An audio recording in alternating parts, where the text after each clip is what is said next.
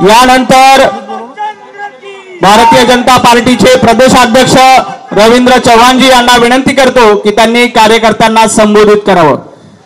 सर्वांना विनंती आहे, सर्वांनी दोन्ही हात उंच करून आपण सर्वांनी घोषणा द्यायच्या आहेत।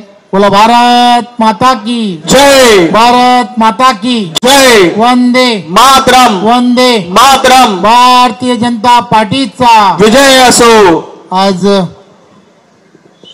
भारतीय जनता पार्टीमध्ये आमचे विधानसभेमधील मित्र आणि सहकारी कैलाश गोरंट्याल यांनी आणि त्यांच्या बरोबरच्या सर्व नगरसेवक आणि पदाधिकाऱ्यांनी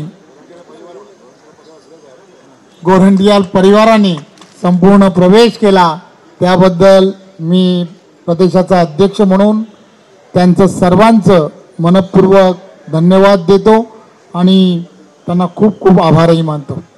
खरं तर आदरणीय रावसाहेब दानवेजी, आदरणीय अशोक चव्हाणजी, आदरणीय अतुल सावेजी, आदरणीय नारायण कुचे असतील, आदरणीय भास्करराव दानवे असतील, आदरणीय आमचे मित्र संतोष दानवेजी असतील, ही सर्वजण वर्षानुवर्ष कैलासजी आणि त्यांच्याबरोबरच्या असणाऱ्या सहकाऱ्यांबरोबर एक मैत्रीपूर्ण संबंध वर्षानुवर्षाचे आहेत।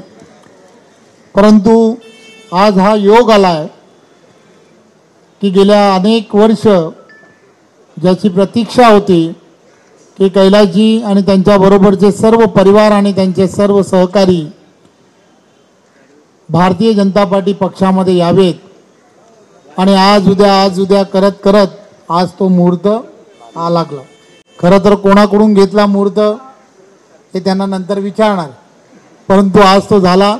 परंतु माझ्यासारख्या एका कार्यकर्त्याला एक आनंद आहे की एक चांगला जमिनीवरचा कार्यकर्ता आणि एक नेता आज भारतीय जनता पार्टी पक्षामध्ये प्रवेश करतो।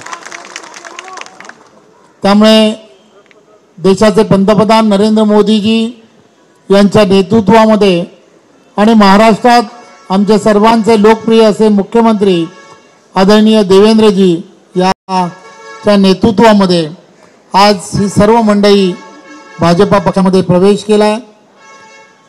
मला माहीत आहे की या भागामधील असणाऱ्या अनेक विषय आणि या विषयाला खऱ्या अर्थाने येणाऱ्या काळामध्ये मार्गस्थ करणं ही जबाबदारी शेवटी महायुतीची आणि आमची सर्वांची आहे।